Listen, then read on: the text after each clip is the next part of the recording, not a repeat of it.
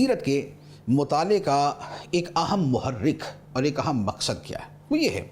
دین اسلام آیا کیوں؟ اللہ تعالیٰ فرماتا ہے لِيُظْهِرَهُ عَلَى الدِّينِ كُلِّهِ، تاکہ اس دین کو غالب کر دے تمام دینوں پر۔ اور اس دین کے بارے میں قرآن فرماتا ہے کہ یہ دین خدا کا آخری دین ہے۔ نبی کریم علیہ السلام خدا کے آخری نبی ہیں، اور اب ساری دنیا کے لیے جو اللہ کی اطاعت اور اس تک پہنچنے کا ذریعہ ہے وہ دین اسلام ہے۔ تو اس کا مطلب یہ ہوا کہ دنیا تک اسلام پہنچانا ہے۔ یہ مسلمانوں کی ذمہ داری بھی ہے، ان کا فریضہ بھی ہے۔ اس امت کے امت وسط بہترین امت ہونے کا ایک سبب یہ ہے کہ اب نبیوں کی نیابت میں اور نبی پاک صلی اللہ علیہ وآلہ وسلم کے طریقے پر چلتے ہوئے اب یہ ساری دنیا میں اسلام کا پیغام پہنچائیں گے۔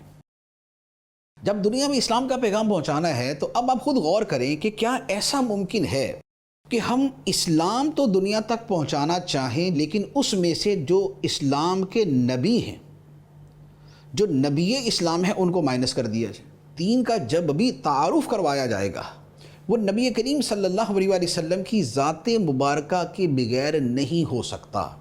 آپ دین کسی کے سامنے بھی بیان کریں گے، دنیا میں کوئی بھی مسلمان اگر اسے یہ سوال کیا جائے کہ ابھی دین اسلام کیا ہے، تو آگے سے کیا جواب دے گا کہ دین اسلام وہ دین ہے جو اللہ نے اپنے آخری نبی محمد صلی اللہ علیہ وآلہ وسلم پر نازل کیا۔ اس کے علاوہ کیا آپ اسلام کی، دین اسلام کی کوئی دوسری ڈیفینیشن کسی کے سامنے بیان کر سکتے؟ تو جب دین کے تعارف میں نبی کریم صلی اللہ علیہ وآلہ وسلم کی ذات شامل ہے، پھر اسلام کی اوتھینٹسٹی، اس کی صداقت، اس کی عظمت اور اس کی ایک بہترین دین ہونے کو آپ نے بیان کرنا ہوگا، تو آپ کو نبی کریم علیہ السلام کی ذات کو بیان کرنا پڑے گا کہ اس دین کو لانے والے کیسے تھے، ان کا کردار کیسا تھا، وہ کتنے سچے تھے، کتنے دیانتدار تھے، کتنے امانت دار تھے، انہوں نے کیسی پاکیزہ زندگی گزاری، ان کی زندگی کا ہر ہر لمحہ کتنا خوبصورت تھا، وہ کس قدر خدا سے ڈرنے والے تھے، وہ لوگوں کا کتنا خیال رکھنے والے تھے۔ یہ وہ ساری چیزیں ہوتی ہیں جو ریلیونٹ ہوتی ہیں جب آپ اسلام کا تعارف کرواتے ہیں۔ تو گویا اب دنیا میں اسلام پھیلانا یہ ہماری ذمہ داری ہے، یہ مسلمانوں کی ذمہ داری، اور یہ ذمہ داری پوری تب ہوگی کہ جب نبی پاک صلی اللہ علیہ وآلہ وسلم کی سیرت مبارکہ کا مطالعہ ہوگا اور آپ نبی کریم علیہ السلام کی سیرت کو بیان کریں گے۔ تو یہ ایک بڑا اہم پوائنٹ ہے کہ نبی کریم علیہ السلام کی سیرت کا مطالعہ کیوں ضروری ہے۔ اچھا، پھر اس کے ساتھ ایک اور چیز جو تھوڑی سی اس سے ریلیٹڈ ہے وہ یہ ہے کہ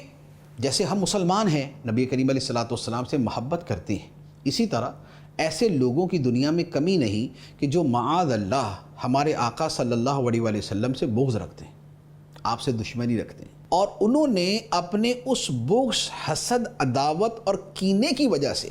نبی کریم صلی اللہ علیہ وآلہ وسلم کے خلاف غلط باتیں دنیا میں پھیلائی ہوئی ہیں، جس کے پھیلانے والوں کے اندر جو اسلام کے دشمن مصنفین ہیں اور اسلام کے نام پر جو اسلام کے خلاف لکھنے والے مستشرقین ہیں، یہ بہت بڑی تعداد ہے۔ جو تھوڑا سا اس فیلڈ کے جاننے والے تو ان کو پتہ ہے کہ مستشرقین کیا ہوتے ہیں، ان کی حرکتیں کیا ہیں، ان کے کارنامے یعنی کہ غلط کارنامے کس قسم کے ہیں۔ تو دنیا میں ایک بہت بڑا طبقہ ہے جو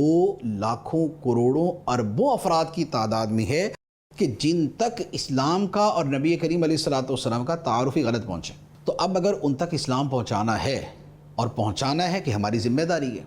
تو اب آپ نبی کریم علیہ السلام کی کن باتوں پر وہ لوگ کیسا کلام کرتے ہیں اس سے واقف ہونا، اور جو ایکچول نبی کریم صلی اللہ علیہ وآلہ وسلم کا کردار ہے وہ کیا تھا، اس کا پڑھنا، سمجھنا اور اسے بیان کرنا یہ ضروری ہے۔ تو لہذا اس لیے بھی جو مبلغ عالمی سطح پر اسلام کو پیش کرنا چاہتا ہے، اس کے لیے ضروری ہے کہ سیرت مبارکہ کا جو ایک پاکیزہ